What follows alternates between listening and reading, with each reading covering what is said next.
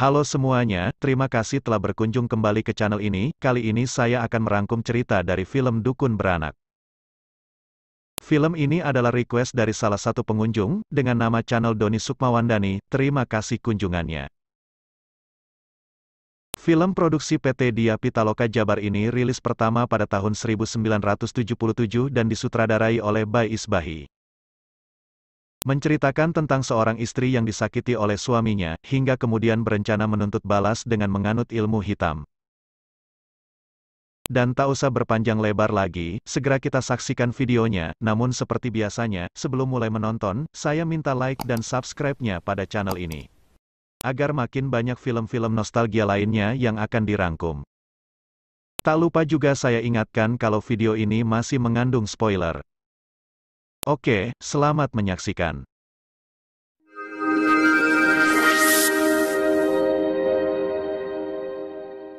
Berawal di sebuah desa di daerah Jawa Barat, di mana Juragan Agus tengah mengadakan pesta di rumahnya. Pesta tersebut mengundang pagelaran primadona ronggeng yang terkenal cantik dan disukai sebagian besar masyarakat, yakni Nyi Onih. Hal tersebut membuat Nyi Anis, istri Juragan Agus yang tengah hamil besar sedih dan cemburu. Nyi Anis yang tahu sifat buaya dan hidung belang suaminya tersebut, menganggap kalau ada maksud lain di balik gelaran pesta tersebut. Nyi Anis beranggapan kalau Juragan Agus sudah mulai tertarik pada Nyi Onih, apalagi setelah dirinya hamil besar. Juragan Agus mulai bersikap dingin dan seolah tak menginginkannya lagi.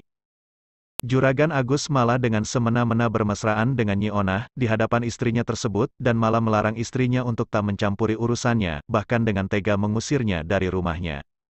Juragan Agus mengatakan kalau Nyi Anis sudah jelek dan tak menggairahkan lagi. Nyi Anis yang tak berdaya tak bisa lagi berbuat apa-apa, dia kemudian pergi dari rumah tersebut. Bahkan dengan kejam, centeng-centeng Juragan Agus menggeledah terlebih dahulu barang bawaan Nyi Anis. Takut kalau membawa harta yang tak seharusnya Nyi Anis bawa pula pergi. Di tengah keputusasaannya, Nyi Anis kemudian mendatangi kediaman Mak Unah, seorang dukun beranak di kampung tersebut yang terkenal mempunyai ilmu hitam.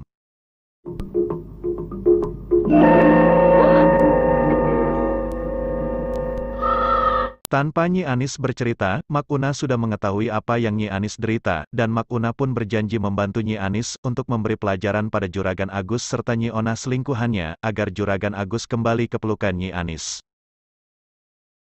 Mak Unah kemudian memberikan persyaratan yang tidak gampang dan harus dipenuhi Nyi Anis untuk memenuhi maksudnya tersebut. Tanpa berpikir panjang, Nyi Anis yang seperti sudah hilang jalan, langsung menerima akan menjalankan semua persyaratan yang Mak Unah berikan. Di suatu siang, Juragan Agus sedang memantau proyek yang sedang dia kerjakan, dan dia berkoordinasi dengan mandor bohim pimpinan pada proyeknya tersebut. Di tengah Juragan Agus sedang memantau pekerjaan anak buahnya, muncul gadis manis bernama Nyi Pipit, anak dari mandor bohim yang baru keluar dari pesantren. Sifat buaya Juragan Agus pun seketika muncul, dan langsung tertarik pada sosok Nyi Pipit. Otaknya langsung berpikir, mencari cara untuk bisa mendapatkan Nyi Pipit. Nyi Anis mulai melakukan ritual, yang diperintahkan oleh Mak Unah, sebagai persyaratan atas keinginannya merebut kembali perhatian Juragan Agus. Bersiaplah. Mak Unah menyuruh Nyi Anis untuk terakhir kalinya melihat wajahnya di dalam cermin. Karena setelah itu wajahnya akan berubah menjadi buruk pada setiap bulan purnama. Dan baru akan berubah menjadi sangat cantik melebihi wajah yang Nyi Anis miliki sekarang, jika Nyi Anis mampu memenuhi syarat-syaratnya. Sambil bercermin, Nyi Anis yang belum sepenuhnya mendalami ilmu hitam, tanpa sengaja mengucapkan istighfar.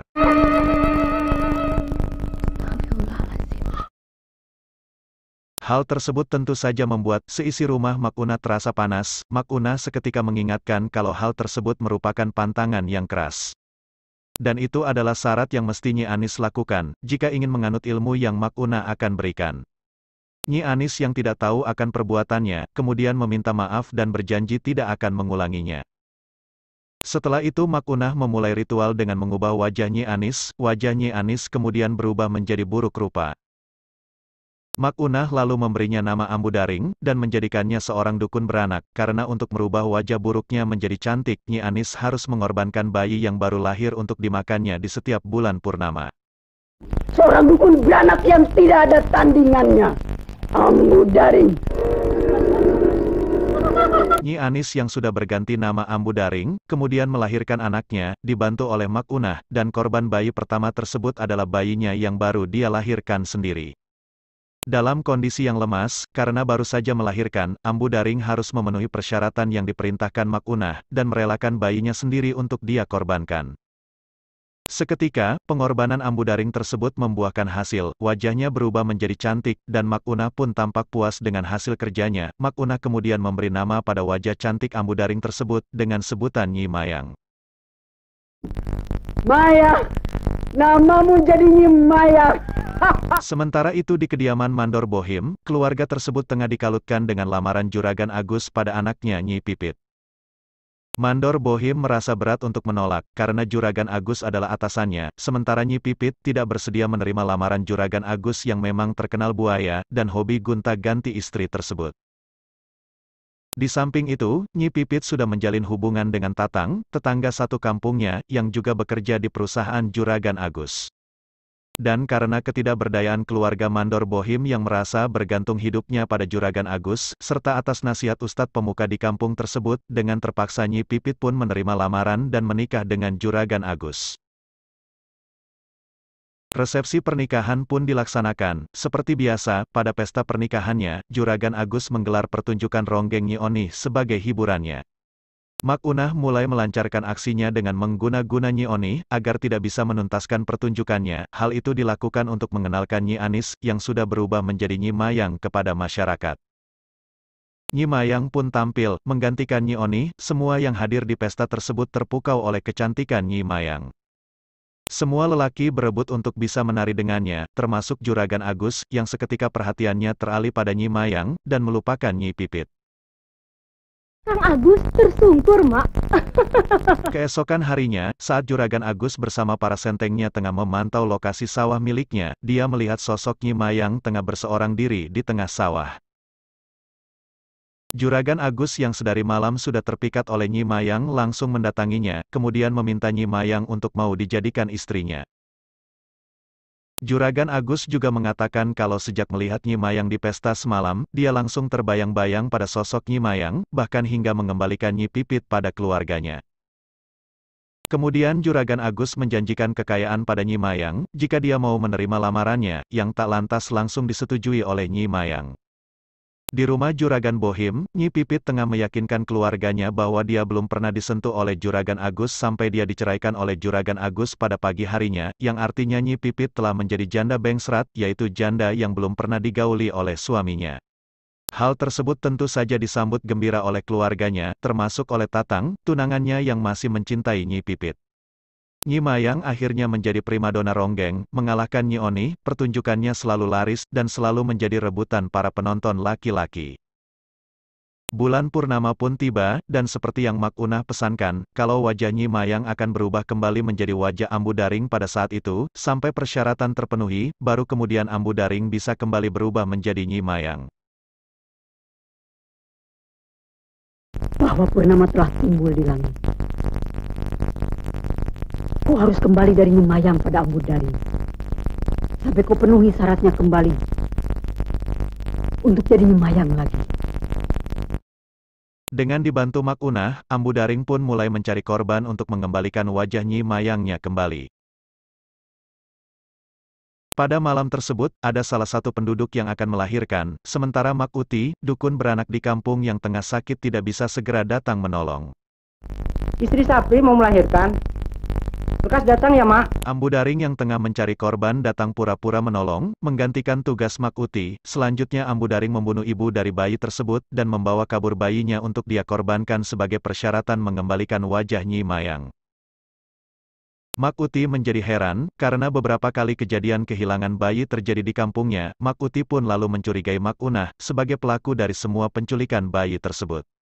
Pada suatu malam, Juragan Agus memanggil Nyi Mayang ke rumahnya.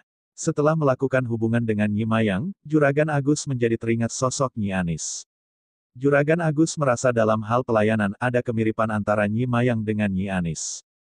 Hal tersebut membuat Nyi Mayang gundah, dan ingin kembali menjadi Nyi Anis. Kemudian Nyi Mayang mengutarakan keinginan pada Mak Unah untuk mencabut ilmu yang Mak Unah berikan, meskipun waktu yang Mak Unah berikan belum tuntas sepenuhnya dijalani Nyi Mayang. Mak Unah kemudian mengatakan kalau hal itu bisa saja dilaksanakan, ilmu serta wajah Ambu Daring bisa dilenyapkan dengan cara memindahkannya pada seorang janda bengsrat. Tapi sebelum melaksanakan tujuannya tersebut, Mak Unah terlebih dahulu harus menyingkirkan Mak Uti yang dia anggap akan menghalangi semua usahanya dengan Nyi Mayang. Namun usaha Mak Unah untuk menyingkirkan Mak Uti gagal, Mak Uti yang taat beribadah ternyata kebal terhadap guna-guna yang Mak Unah berikan, guna-guna tersebut malah berbalik arah dan menewaskan Mak Unah sendiri. Bersamaan dengan itu, Purnama pun muncul, wajah Nyi Mayang kembali berubah menjadi Ambu Daring. Ambu Daring yang panik kemudian mendatangi rumah Mak Unah, dan dia pun kaget melihat Mak Unah yang sudah tewas. Di tengah kebingungannya, Ambu Daring teringat pesan Mak Unah yang mengatakan kalau ilmunya bisa sirna dengan syarat dipindahkan kepada janda bengsrat. Maka Ambu Daring pun mulai mencari korban, dan kali ini Nyi Pipit yang masih berstatus janda bengsrat menjadi sasarannya. Usaha Ambu Daring untuk menculik Nyi Pipit mengalami kegagalan, karena Nyi Pipit dibantu dan dikelilingi oleh orang-orang yang soleh, dengan ayat-ayat suci, mereka akhirnya bisa mengusir Ambu Daring. Kemudian Ustadz yang membantu Nyi Pipit, menyarankan untuk segera Nyi Pipit dinikahkan dengan Tatang, agar status janda bengsrat terlepas dari Nyi Pipit, dan tak lagi Nyi Pipit jadi sasaran ilmu hitamnya Ambu Daring. Pipit, kau sekarang bukan lagi janda bengsrat, bukan. Mengetahui hal tersebut, Ambu Daring pun frustasi, karena hilang sudah janda bengsrat untuk dia korbankan sebagai syarat memusnahkan ilmu hitam yang Mak Unah berikan, dan mengembalikan kembali wajah Nyi Mayang padanya, sementara sudah tidak mungkin untuknya meminta pertolongan pada Mak Unah yang telah tewas mendahuluinya. Putus asa bercampur marah, Ambu Daring pun akhirnya melampiaskan kemarahannya pada Juragan Agus, yang dia anggap sebagai penyebab semua yang dia alami.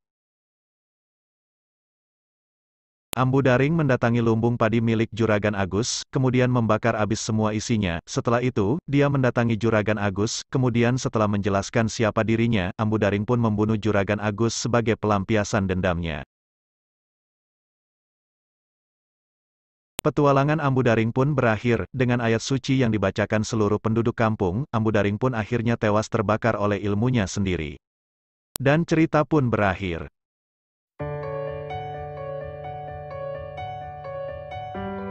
Demikian alur cerita dari film Dukun Beranak, mohon maaf apabila ada salah dalam penyampaian.